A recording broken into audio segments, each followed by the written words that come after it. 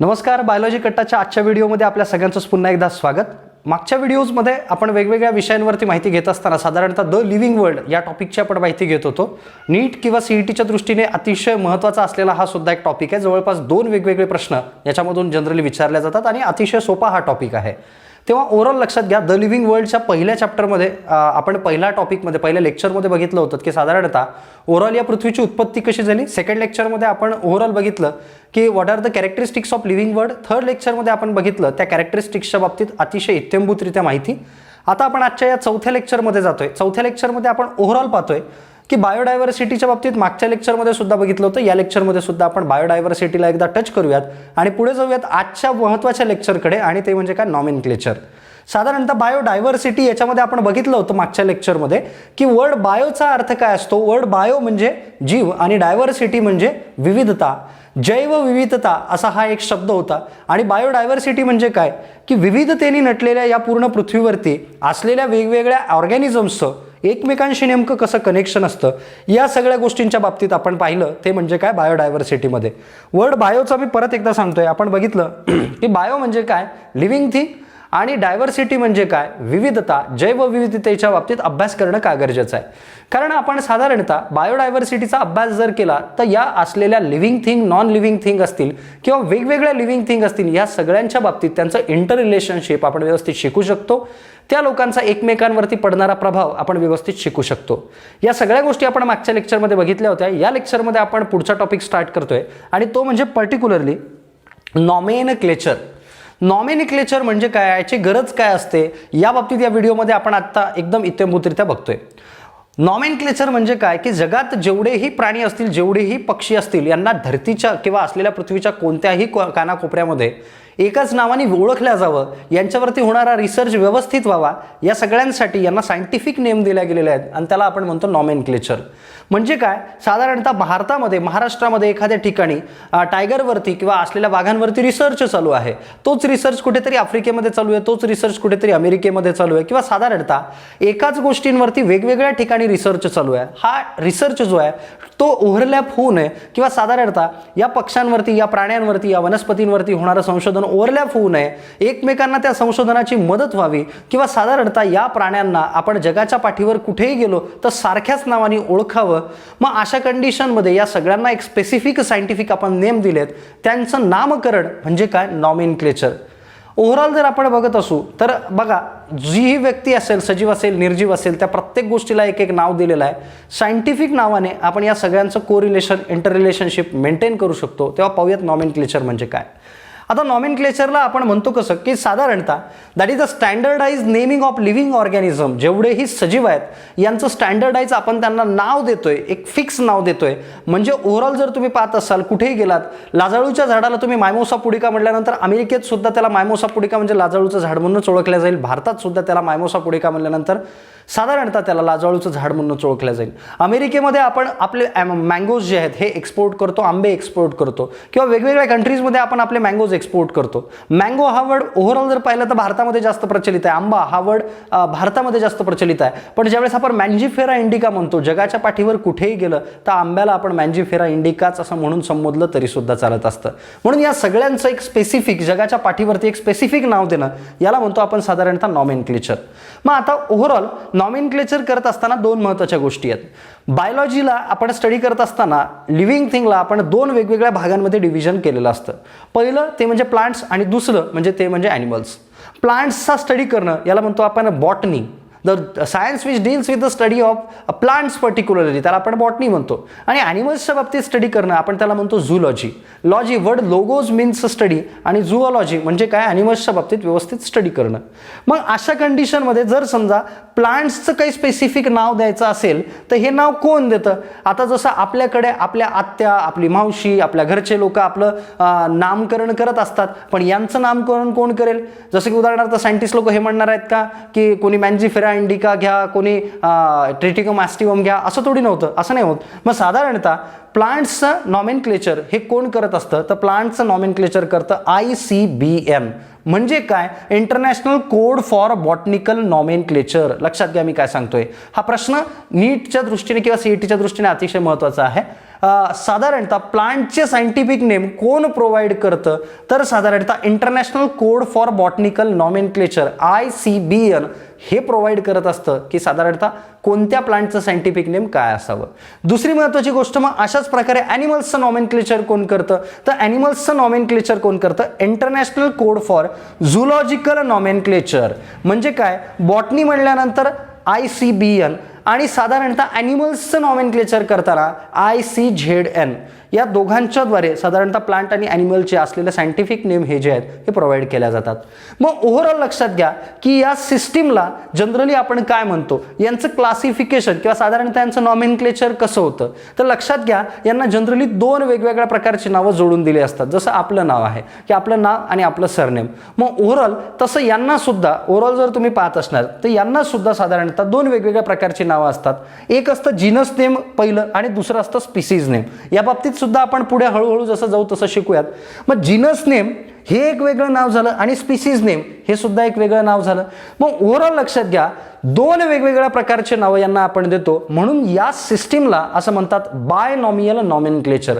Bye म्हणजे दोन, डाय म्हणजे दोन, मोना म्हणजे सिंगल. मग बायनॉमियल म्हणजे काय, दोन नावांचं नॉमेनक्लेचर म्हणजे बायनॉमियल नॉमेनक्लेचर. म्हणून साधारणतः आपण यांचं क्लासिफिकेशन करताना ओव्हरऑल काय पाहतो, तर साधारणतः पहिलं नाव जे दिलं जातं ते असतं जेनेरिक नेम आणि दुसरं जे असतं ते असतं स्पेसिफिक एपिथेट म्हणजे स्पीसीज नेम. जसं उदाहरणार्थ तुम्ही जर पाहाल तर एक एक्झाम्पल मी इथं देतोय कॉटनचं. कापसाचं सायंटिफिक नेम काय, that is the Gossypium arboreum असेल, गॉसिपियम हिरसुटम असेल, वेगवेगळ्या स्पेसिसनुसार नावं व्हॅरी होतात. मग कापसाचं नाव काय, गॉसिपियम हिरसुटम. याच्यामध्ये गॉसिपियम हे काय झालं रे, जेनेरिक नेम, आणि हिरसुटम हे काय झालं, स्पीसीज नेम. आपण पाहूयात पुढे गेल्यानंतर हळूहळू पाहणार आहोत. मग ओव्हरऑल या नॉमेनक्लेचर सिस्टीमला कोणी साधारणतः रेकमेंड केलं होतं, कोणी नॉमेनक्लेचर ही सिस्टीम दिलेली आहे. ही nomenclature system was given by Carl Linnaeus.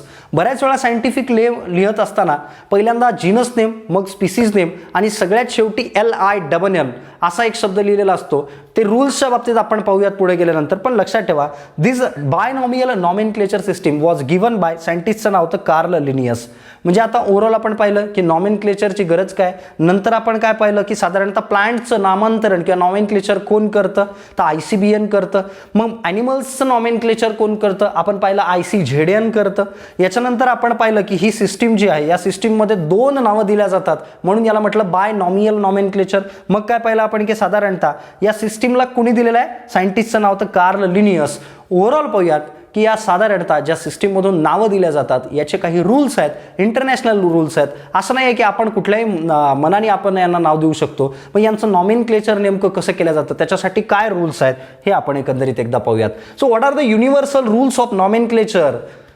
काय युनिव्हर्सल रूल आहेत, जागतिक काय नियम आहेत नॉमेनक्लेचरचे नाव देण्याचे, काय नियम आहेत हे पाहूयात आपण. सगळ्यात पहिल्यांदा लक्षात घ्या की ज्याही वेळेस नॉमेनक्लेचर, सो हा प्रश्न तुम्हाला बोर्डमध्ये विचारला जाईल, हाच प्रश्न तुम्हाला CET मध्ये येऊ शकतो, हाच प्रश्न तुम्हाला नीटमध्ये सुद्धा याच्यावरती प्रश्न येऊ शकतो. मग ओव्हरऑल लक्षात घ्या काय काय रूल्स आहेत. सगळ्यात पहिला रूल आहे की नाव लिहिताना जे सायंटिफिक नेम लिहिलं जाईल ते पहिल्यांदा तर लॅटिन वर्डमध्ये असावं, लॅटिन वर्ड्समध्ये असावं. म्हणजे हे दिलेली जी भाषा आहे, असं नाही की एखाद्या झाडाचं नाव आंबा, मराठीत वर्ल्ड वाईड त्याचं नाव आंबाच पसरलेलं आहे, नाही. हे जे वर्ड्स पसरलेले आहेत किंवा हे जे वर्ड्स आहेत, जसं आता तुम्हाला मँजिफेरा इंडिका जे मँगोचं नाव आहे सायंटिफिक नेम, हे कोणता वर्ड आहे, हा कोणत्या भाषेमध्ये दिलेला आहे, हा जनरली लॅटिन वर्ड आहे, लक्षात घ्या. दुसरी गोष्ट म्हणजे काय की ओव्हरऑल यांना लिहित असताना इटॅलिक्समध्ये लिहावं. बघा पहिला रूल काय होता की it must be, the name must be in the Latin word. Second thing काय, it must be written in italics. म्हणजे बघा तुम्ही ज्यावेळेस एखादे शब्द लिहिता, कम्प्युटरवर काम करत असणार तर तुम्हाला इकडे काही शब्द येतात B, I आणि S. त्याच्यामध्ये I म्हणजे इटॅलिक, म्हणजे वर्ड जे आहेत हे थोडेसे तिरकस करून लिहिणे. आता बघा इथे बाकीचे सगळे वर्ड्स हे सरळ आहेत, पण ज्यावेळेस सायंटिफिक नेम तुम्ही लिहिता ते नेहमी इटॅलिकमध्ये असावं, ते थोडेसे तिरकस असावेत. याला म्हणतो आपण words must be in the इटॅलिक्स. पुढं काय की साधारणतः पहिला वर्ड काय डिनोट करतो. पहिला वर्ड म्हणजे काय, मँजिफेरा. इथे एक्झाम्पल घेतलंय, word Mangifera denotes the genus of that particular scientific name. म्हणजे काय, या सायंटिफिक मँगोज मधलं, मँजिफेरा इंडिका मधलं मँजिफेरा हे जे नाव आहे याला म्हणतात नेहमी जीनस. सेकंड वर्ड याला म्हणतात स्पेसिफिक एपिथेट, म्हणजे इंडिका याला म्हणायचं स्पेसिफिक एपिथेट. पुढे जाऊयात साधारणतः की ओव्हरऑल जर तुम्ही पाहत असाल मॅन्जिफेरा वेगळं लिहिलं जातं आणि इंडिका वर्ड वेगळा लिहिला जातो. म्हणजेच काय की साधारणतः सायंटिफिक नेम लिहित असताना दोन वेगवेगळे शब्द आपल्याला लिहायचे आहेत म्हणून बायनॉमियल नॉमेनक्लेचर म्हटलं. पहिला वर्ड वेगळा लिहिला जातो आणि सेकंड वर्ड वेगळाच लिहिला जातो. सेपरेट लिहावं. The word must be in a separate manner. पुढे काय नियम दिलाय की साधारणतः ते अंडरलाईन्ड असावेत. लक्षात घ्या हे वर्ड जे आहेत मॅन्जिफेरा इंडिका ज्यावेळेस तुम्ही वर्ड पाहता सेपरेट लिहावा आणि साधारणतः तो कसा असावा अंडरलाईन केलेला असावा. पुढे जाऊयात काय सांगितलेलं आहे की ओव्हरऑल जर प्रिंटेड इटॅलिक फॉर्ममध्ये असेल, लक्षात घ्या जर समजा हे इटॅलिक फॉर्ममध्ये प्रिंट असेल, तुम्ही एखादा वर्ड वाचताय पुस्तक वाचताय त्या पुस्तकामध्ये असं नाव दिलेलं आहे सायंटिफिक, जर इटॅलिक दिलेलं असेल तर समजून घ्यायचं की हे सायंटिफिक नेम आहे आणि हे इटालियन नेम आहे. पुढे जाऊयात जीनस नेम जे आहे याचा पहिला वर्ड जो आहे दॅट मस्ट बी कॅपिटल. म्हणजे काय मॅन्जिफेरा इंडिका पहिलं अक्षर जे आहे हे नेहमी कॅपिटल असावं. कॅपिटल लक्षात घ्या. याच्यानंतर काय स्पेसिफिक नेम जे आहे किंवा स्पीसीज नेम आहे किंवा स्पेसिफिक एपिथेट जे आहे याचं पहिलं वर्ड कधीही कॅपिटल असू नये. म्हणजे इंडिकाचा आय कधीही कॅपिटल असू नये. फक्त जीनसचं पहिलं वर्ड कॅपिटल असावं. लक्षात घ्या. याच्यानंतर साधारणतः जर सगळ्यात शेवटी काही लिहिलेलं असेल म्हणजे पहिले दोन शब्द सोडून शेवटी काय लिहिलेलं असेल तर it denotes the name of author. की हे साधारणतः बायनॉमियल नॉमेनक्लेचर कोणी दिलेलं आहे कार्ल लिनियस. म्हणून हे सगळ्यात शेवटी लिहिलेलं काय LINN. सो सगळ्यात महत्त्वाचं these are the rules of nomenclature. जगाच्या पाठीवरती ज्या वेळेस आपण सायंटिफिक दृष्ट्या कोणत्याही वस्तूला किंवा कोणत्याही लिव्हिंग थिंगला नेम देतो ते या असलेल्या रूल्समध्ये बसवावं लागतं. पहिला रूल आपण सगळे रूल्स बघितलेत. पुन्हा एकदा फक्त क्विक रिव्हिजन करूया. वर्ड कसा असावा लॅटिन. दुसरी गोष्ट कसा लिहिलेला असावा तिरकस म्हणजे इटॅलिक. वर्ड पहिला वर्ड याला म्हणायचं जीनस. दुसरा वर्ड याला काय म्हणायचं स्पेसिफिक एपिथेट किंवा याला म्हणायचं स्पीसीज नेम. तिसरा वर्ड म्हणजे नेमकं कोणाचं नाव असतं that is the name of scientist किंवा ऑथर. पुढं पहिल्या वर्डला आपण म्हटलं जीनस, दुसऱ्याला म्हटलं आपण स्पेसिफिक एपिथेट. पहिल्या वर्डचा पहिला अक्षर जे आहे हे नेहमी कॅपिटल असावं. दुसऱ्या वर्डचं पहिलं अक्षर कॅपिटल कधीही असू नये. याला म्हटलं जीनस नेम, याला म्हटलं आपण स्पीसीज नेम. सो हे काही असलेले जे रूल्स आहेत हे सगळे तुम्ही लक्षात ठेवावे.